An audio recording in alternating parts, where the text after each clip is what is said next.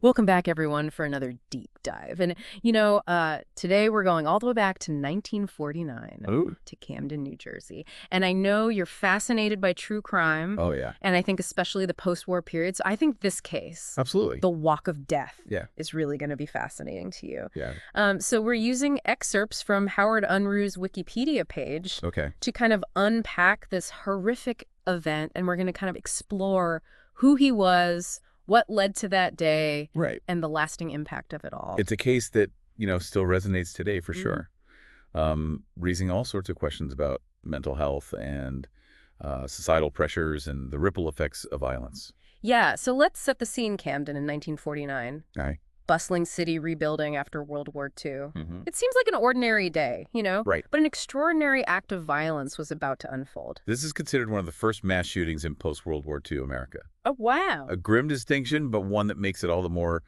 I think, fascinating to analyze. Yeah. Yeah, so let's dive into Howard Unruh, the man at the center of it all. Okay. On the surface, his early life seemed ordinary, born in 1921. Nothing really to signal, what was to come. Except perhaps one very intriguing detail. Okay. Um, Unruh was a decorated World War II veteran. Okay. As an armor crewman, he fought in some of the major battles of the war, the Battle of the Bulge, Operation Northwind. Wow. And so he undoubtedly witnessed some horrific carnage. Yeah. But what's really unsettling is that he kept meticulous notes on the enemy casualties he was responsible for, almost like a morbid ledger. Oh, that's chilling. Yeah. So do you think this points to something darker beneath the surface? Mm. Some early indication of what was to come? It certainly raises questions for sure. And, while we can't draw any definitive conclusions, those notes offer a glimpse into his psyche, right? He was clearly deeply affected by the war. Yeah. But the way he documented those deaths hints at a potential fixation on violence. And that's just his wartime experience. What about after he came home? Yeah. Well, sadly, like many veterans, Unruh struggled to readjust to civilian life. Right. He even dropped out of pharmacy school. Oh, wow. And his family reported a marked change in his personality after the war. Yeah. Withdrawn, moody, not the man they knew before the war. It makes you think about, the understanding of PTSD at that time. Right. Today, it's something that, we recognize, we treat. Totally.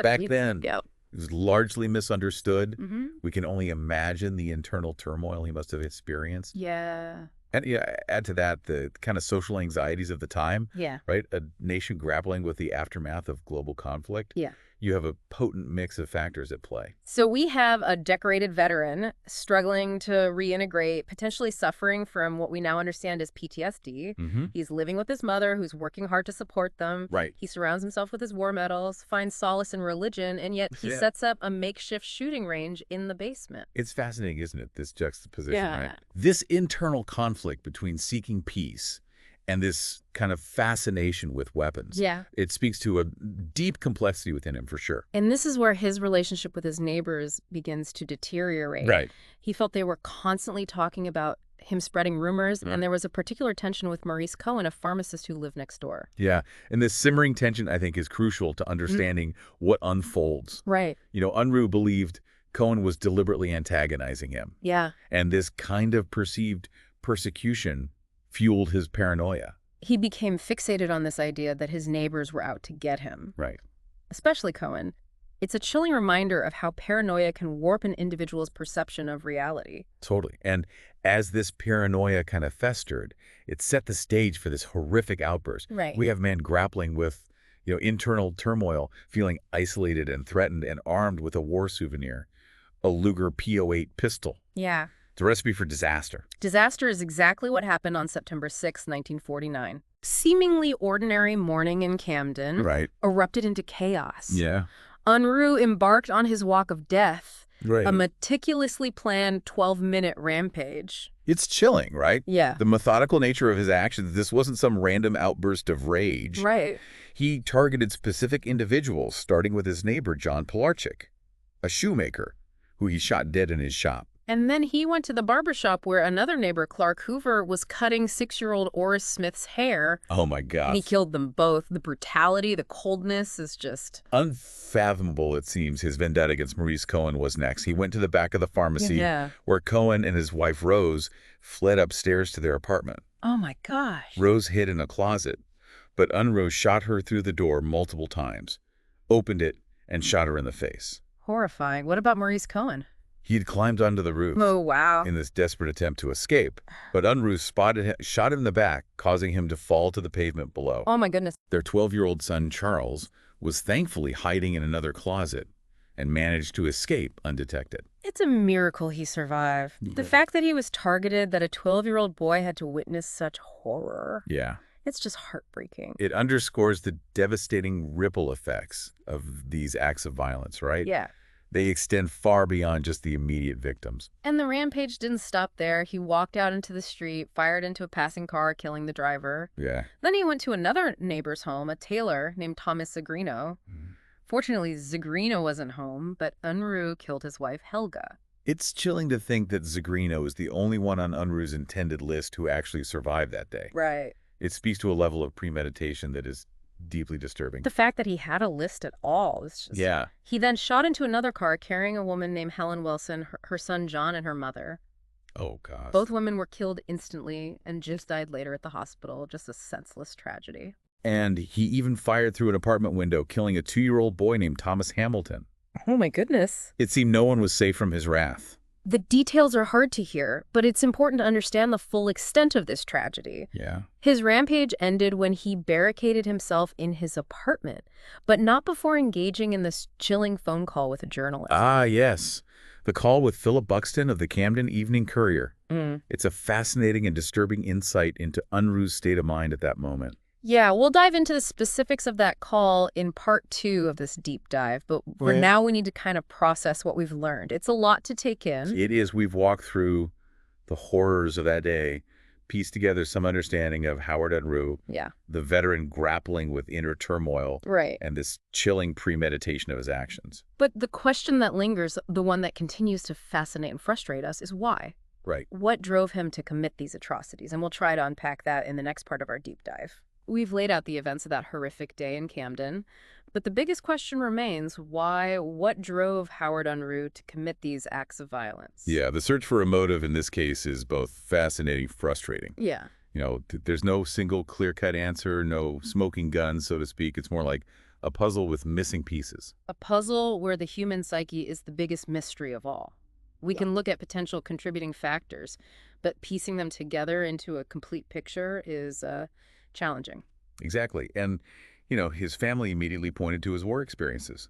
They insisted he was never the same after the war, citing his withdrawal, his mood swings, his overall change in personality. And knowing what we know now about PTSD, it seems like a reasonable connection. However, back then, it wasn't a widely recognized condition. Precisely. It was a different time, and the understanding of the psychological effects of war was limited. We can only imagine how he must have felt coming back from the horrors of battle to a society that didn't fully grasp what he'd been through. So we have a possible factor there, untreated trauma. What other pieces of this puzzle might help us understand his actions? Well, his deteriorating relationships with his neighbors and his escalating paranoia are certainly key elements. You know, he truly believed they were conspiring against him, spreading rumors, trying to make his life miserable. And there was this specific feud with Maurice Cohen. Unruh claimed he was seeking revenge for perceived insults and slights. Yeah, that revenge motive is interesting, but it doesn't entirely explain the extent of his rampage. Right? He targeted other neighbors, not just those he had direct conflicts with. It seems like his anger and resentment may have been more widespread, fueled by his paranoia and the belief that everyone was against him. Yeah, adding another layer of complexity to this puzzle is the discovery of Unruh's apartment after the shooting. It was filled with weapons and ammunition. This wasn't simply a man who snapped in a moment of anger.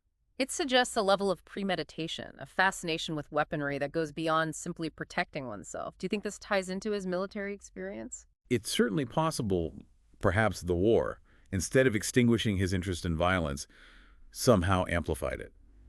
It's a chilling thought, but one that needs to be considered. We also can't ignore the fact that he went to a movie theater in Philadelphia just hours before the shooting, supposedly to meet a man he'd been having an affair with. Oh, right. That detail adds another layer of intrigue. He was apparently stood up and returned home to find a gate he'd installed had been removed. Could that have been a trigger, the final straw that pushed him over the edge? It's certainly possible it fits with his escalating paranoia, the feeling that everyone was against him. But again, we can only speculate. This case is full of maybes and what-ifs, which only makes it more compelling, more unsettling. All right, let's shift gears now and talk about what happened after the shooting, the standoff, the arrest, and the phone call with the journalist. Right, that phone call is one of the most chilling aspects of this entire case. Yeah. Philip Buxton of the Camden Evening Courier had the audacity to call Unruh while he was barricaded in his apartment, surrounded by police. I can't imagine the courage it took to make that call. And what's even more remarkable is Unruh's demeanor during the call. He's calm, almost conversational, as he discusses his actions. When asked how many he's killed, he says he hasn't counted them yet, but it looks like a pretty good score. It's as if he's talking about a game, not the taking of human lives. That level of detachment is bone-chilling. Exactly. And when asked why, he simply replies, "I don't know, I can't answer that yet, I'm too busy." Yeah. It's as if he's annoyed by the question. Like, he doesn't have time for such trivial inquiries. And then amidst this casual conversation about murder, you hear gunfire in the background, and the call ends abruptly. It's almost surreal. The juxtaposition of the mundane and the horrific is just unsettling. After tear gas was fired into his apartment, Unruh finally surrendered, stumbling down the stairs and collapsing at the feet of police. During his interrogation, he provided a meticulous account of his actions, almost as if reciting a grocery list. That utter lack of remorse, that almost mechanical recounting of his crimes, is perhaps the most disturbing element of all. It's a hallmark of this type of killer, a disconnection from the human cost of their actions. It's what makes them both terrifying and endlessly fascinating. So, after his arrest, what happened? Did he go to trial? He did not. He was diagnosed with paranoid schizophrenia and declared legally insane, meaning he wasn't held criminally responsible for his actions. Instead of prison, he was committed to a psychiatric hospital. Where he remained for the rest of his life. Yes. He spent 6 decades in the New Jersey Hospital for the Insane, now called Trenton Psychiatric Hospital, until his death in 2009. 6 decades. It's difficult to imagine what those years must have been like for him, living with the weight of his actions. It's a tragic end to a truly disturbing story, but as we mentioned earlier, the story doesn't quite end there. There's a later connection to another mass shooting, a chilling echo from the past. You talk about Charles Cohen, the boy who survived the massacre by hiding in a closet while his parents were murdered. His life would intersect with another tragedy decades later. We've explored the crime, we delved into Howard Unruh's psyche, and we grappled with the lack of a clear motive. But as we hinted at earlier, the story takes an unexpected and haunting turn. Right. It's like a reminder that the impact of these events, the trauma they inflicted, can just kind of reverberate across generations in ways we might not anticipate. So let's revisit Charles Cohen, the 12-year-old boy who witnessed the unthinkable hiding in a closet while his parents were murdered. To even try to comprehend the psychological scars he carried from that day, it was so difficult. Yeah, and life had another cruel twist in store for him. Yeah. Decades later, his granddaughter, Carly Novell, found herself in a terrifyingly similar situation. Oh, gosh. During the 2018 shooting at Marjorie Stoneman Douglas High School in Parkland, Florida, Carly, just like her grandfather before her, sought refuge in a closet as gunshots rang out. It's a chilling echo of the past, a horrifying reminder that the cycle of violence can repeat itself in such devastating ways. Charles Cohen, who had lived for decades with the trauma of that day in 1949, had to confront the reality that his granddaughter had endured a similar horror. It's a tragedy that seems to transcend time. It really does. Sadly, Charles Cohen passed away in September 2009, just a month before Howard Unruh. What a heavy burden to carry for so many years, to survive such a horrific event, only to see it mirrored in the life of your grandchild. It's a heartbreaking testament to the enduring impact of these tragedies. The Unruh case, as we've discussed, remains the deadliest mass shooting in New Jersey history, but it's more than just a statistic, more than a historical footnote. It's a stark reminder that the issues of mental health access to care and the dangers of untreated trauma are as relevant today as they were back in 1949. And that the ripple effects of violence can extend far beyond the immediate victims, impacting families and communities for generations. It's a sobering thought. It is, and it underscores the importance of understanding these events, not just the when and the how, but the why. We need to learn from them, to look for the warning signs, and to address the underlying issues that contribute to these kinds of tragedies. What are your takeaways from this deep dive? What aspects of this case kind of resonated most with you? I think I'm struck by the complexities of Howard Unruh's story. He was a war hero, yet deeply troubled. He sought solace in religion, yet harbored this fascination with violence. His actions were clearly premeditated, Yet his motives remain shrouded in mystery. It's a case that defies easy answers, one that leaves us with more questions than conclusions, and perhaps that's the most important takeaway. These aren't just stories, they're real lives, real tragedies, and they deserve our attention, our analysis, and our commitment to preventing future occurrences. I agree. And as we continue to explore these complex and challenging topics, remember that knowledge is power. The more we understand, the better equipped we are to make a positive difference in the world. Thank you for listening. Until next time, keep exploring, keep questioning, and keep learning.